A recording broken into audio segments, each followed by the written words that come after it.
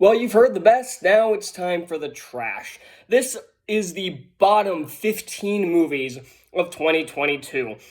And like I said in my last video, this was the reason I had to stretch it to 15 because there are so many bad movies on this list. And I probably could have made this a top 30, I'm being perfectly honest, but I didn't want to go overboard, so this is the compromise I came up with. And before I get into the list, I want to specify right off the bat, this is only movies I saw can be on this list. So if you're expecting like AOC climate change documentary, whatever the fuck it's called, that I did a video on to be on this list, it's not going to be there because I have standards and I didn't want to watch. I didn't want to waste 2 hours of my time watching that piece of shit. So, and again, if there are any other like awful movies that you think should be on this list, if I didn't make a review or if it wasn't on my everything I missed video, I didn't see it. So there. So yeah. So, and before I get into the list, here are a few honorable mentions. Green Lantern, Beware My Power. Thanks for proving that DC still sucks. Firestarter. Thanks for proving that Stephen King movies still suck. Hocus Pocus 2. Disney Plus needs to stop making shitty sequels and remakes to movies that people like. Not a big fan of the first movie, this one was way worse. Strange World. Congratulations. Disney animation still sucks. Turning Red. Congratulations. Pixar apparently still sucks. Wow, Disney got their ass kicked by DreamWorks this year. So, without further ado, let's get into the top 15 movies of 2022. And I'm going to be perfectly honest, this one's pretty rough. Already off to a bad start. This franchise just needs to go away. The first movie was nothing special, but it was a fun enough movie. This long, boring slog was anything but fun. No character development from anybody. The story involving Credence and the Dumbledores and everything was poorly handled. There were virtually no action sequences in this movie, and if there were, they lasted about 30 seconds. And the climax of this movie was a political election. Yay! This one is personal. I'm a really big fan of the first movie. I think it's a fun parody. It's one of the only parody movies I actually like, and it's just a well-made movie in general. This movie is anything but well-made. The songs are terrible, the acting is probably the only decent thing in this movie, but even still, it can't really save it. Like I said, the songs are bad, the special effects are bad, but I guess they're decent for a Disney Plus movie, but that's not saying a whole lot. Maya Rudolph was not a very good villain. She would have worked better as one of the sidekicks to the villain. And Amy Adams also wasn't that great as a villain. And the only scenes I liked either involved Edward or were Robert being Edward. The story was convoluted and didn't make any sense. All the magic is never really explained. I know I go on about don't explain the magic, but when it doesn't make any sense on even a basic level, it needs to be explained. Do not make a third one of these, because if it's as bad as this, ugh. If I hear the argument, it's made for kids, one more time, I'm gonna shoot a cannonball right into the fucking sun. Just because this is a Nickelodeon movie doesn't mean it gets a pass for it being sheer awfulness. The Paw Patrol movie, which came out last year, was done by Nickelodeon, and that ended up being really good. I'm actually really looking forward to the sequel coming out this year. But this is just stupid in concept. The very idea of playing video games to win, basically cheating to win, might I add, is not a fun concept. It's dumb. It's lazy. I'm sick of these kind of movies. I've seen this kind of movie so many times. Like, this is Ratatouille, but terrible. Like, the acting is, I guess, okay, but none of the characters have any chemistry with each other. And again, it's just Ratatouille, but with not even a single iota of that movie's brilliance. I would much rather go watch Ratatouille than this piece of crap. I would watch a live-action remake of Ratatouille than this. Yes, I said it. When people say superhero fatigue, it's movies like this that they're talking about. None of the acting was particularly good in this movie, except for Owen Wilson, who's in the movie for about 5 minutes despite having top billing. The action sequences are atrocious, the directing is superbly incompetent, the script isn't funny. which makes me wonder how much of an actual writing credit Christopher Yost had on this movie, because he's actually a talented writer. The special effects are absolutely horrendous, and the story, again, it just rips off a bunch of superhero movies. It rips off Green Lantern, it rips off Four Stick. Yeah, we're in good hands. It rips off Max Steel. It rips off a ton of much better superhero movies. Yes, this was worse than Fantastic Four 2015. The animated, kid-friendly remake of Blazing Saddles that nobody asked for, and nobody wanted. I'm a really big fan of the first Blazing Saddles. I like a lot of those old Mel Brooks movies. Blazing Saddles is probably my favorite. It'd be between that and Spaceballs. And clearly this movie had his blessing, because he was a voice actor on this movie, but this was done with laziness. I was gonna say something else. I was gonna say something meaner, but it's sure lazy. None of the jokes hit. Not a single one of the jokes hit. The visual gags aren't very funny. The voice acting is, I guess, not terrible, but there's some really annoying additions in here. Like, Michael Cera's kind of annoying, and I guess it was inspired casting to cast George Takei as a fucking moron, but yeah. The only thing I liked in this movie was Ricky Gervais, because he at least gave decent deliveries. He didn't have anything funny to say, but at least he tried.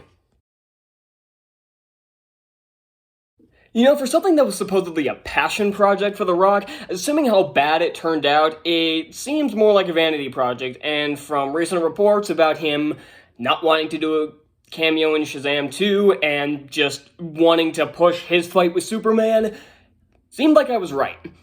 This movie doesn't do anything well, like, at all. The acting is not very good, with some few exceptions. The special effects are not anything that great, and the action sequences are boring because every single character is invincible. Nobody follows the laws of physics, and it's just a bunch of invincible people beating the shit out of each other. It's the same problem I have with Man of Steel. Not to mention, the villain is one of the DCEU's worst, and that says a lot if you know their lineup. I'm so glad James Gunn is rebooting the DCU, because this was the final straw. Well, technically Zack Snyder's Justice League was the final straw for me, but apparently this was the final straw for Warner Brothers. Oh, dear Lord. Marmaduke. I think I'm the only person on the planet that actually saw this movie.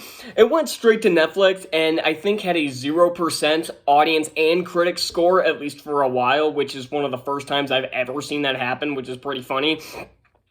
But it was definitely well-deserved. The voice acting is atrocious. The animation is some of the laziest I've ever seen. The story is boring as hell. The villain is just...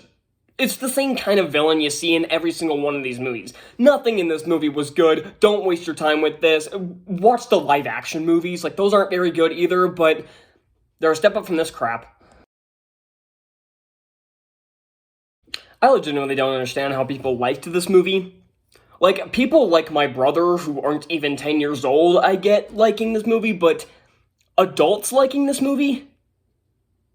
Really? None of the jokes hit. The characters of Chip and Dale, I was gonna say the characters of Chip and Dale aren't Chip and Dale, because they're actually not Chip and Dale. They're supposed to be the actors who play Chip and Dale, but these kind of movies piss me off. Like, they're like Ready Player One and all these other shitty meta movies. None of them are funny because they're not clever. So if they want to make one that's clever, fine, but nothing in this is clever. They keep doing the ugly Sonic joke, which wasn't funny the first time and definitely wasn't funny the 5th time they did it. And every other joke, it's just a bunch. This movie is Cameo the movie. It's just like this is just as bad as Ralph Breaks the Internet. It's Cameo the movie, but with no interesting jokes. Hell, I actually think Wreck-It Ralph 2 was better, and that says a lot. I am not a horror movie fan. If you've been on this channel for any amount of time, you probably know that. But I can still acknowledge when one is good. Last year I reviewed Halloween Kills, and that was really bad, but at least it was so bad it was funny.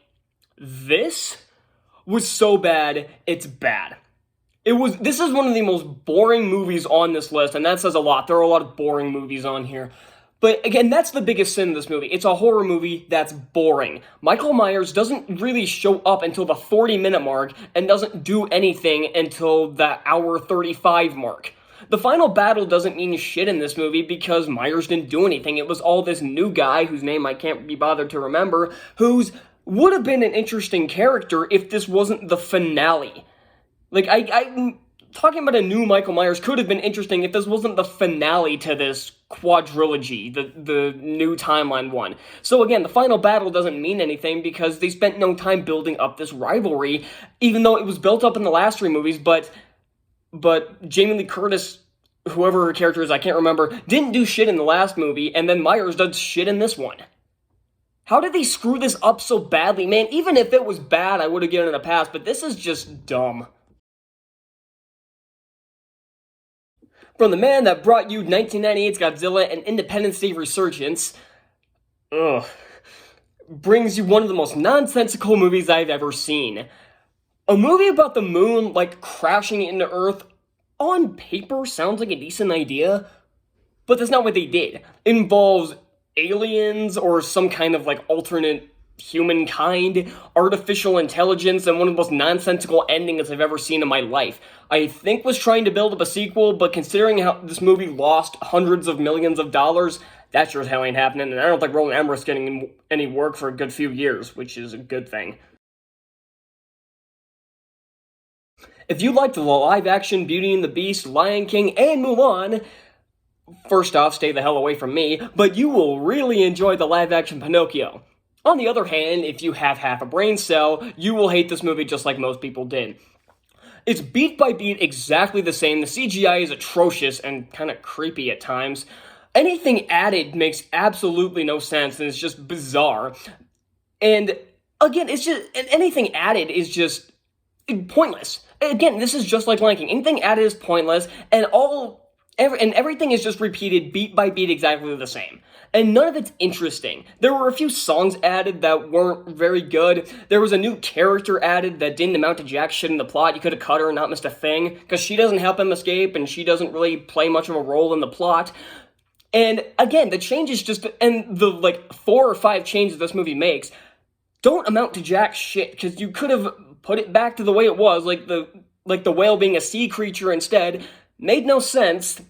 So what was the point of the change? Again, this is Beauty and the Beast, Lion King, and Mulan all over again. Quit with these beat-by-beat remakes, and I know Little Mermaid's gonna be exactly the same, and I'm gonna hate it too. James Cameron spent 13 years working on the technology for this movie, but clearly wrote the script in an afternoon while sitting on the toilet. Yeah, the visual effects look great. Big fucking whoop.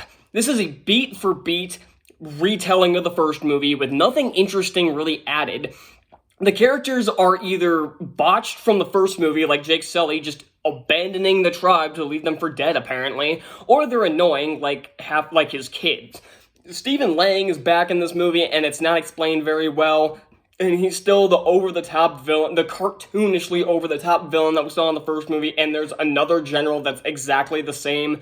The action sequences are nothing we haven't seen before, even from the first movie, and the story is too fucking long, and it's just straight up boring. I hate these movies with the fire of 1,000 exploding suns, and James Cameron is certainly not helping.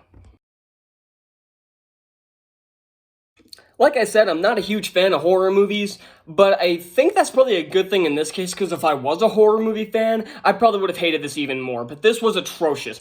Horribly written and very unlikable characters, not very interesting slasher scenes, some really cringeworthy dialogue, and a plot that doesn't add up even in the slightest. Again, this is another sequel that's kind of advertised as a remake, but is a sequel to the original, ignoring the other sequel. Stop doing this shit, Hollywood. A movie that tries to tackle sexism in video games. Do I even need to say more? I should, but I'm not going to. The plot itself is just dumb. That's really all you need to know. I got 10 minutes into this movie before deciding life is too short. But, still got more into it than the number 1 on this list. I got exactly 60 seconds into this movie before deciding I'd rather jump out a 3-story window. Why on earth would I finish this movie, All it is just a bunch of liberal pandering with no actual plot to speak of, a director who's clearly only done sitcoms, a writer who's clearly never done anything more than, like, fan fiction on Wattpad or whatever the fuck it's called. And again, it's just a bunch of dumbass shit about talking about racism and sexism and all this, and misogyny and all this other bullshit that I hate in Hollywood. This movie earned the #1 spot off the first shot alone, but I have not finished the rest of this movie, and I will not. Don't ask. So that wraps up 2022, and I am super excited for a lot of the movies coming out in 2023. What have we got? No. Fuck no. Really? I will get the sword. You know I will. That's better. Yes. See, it's not so fucking difficult, is it?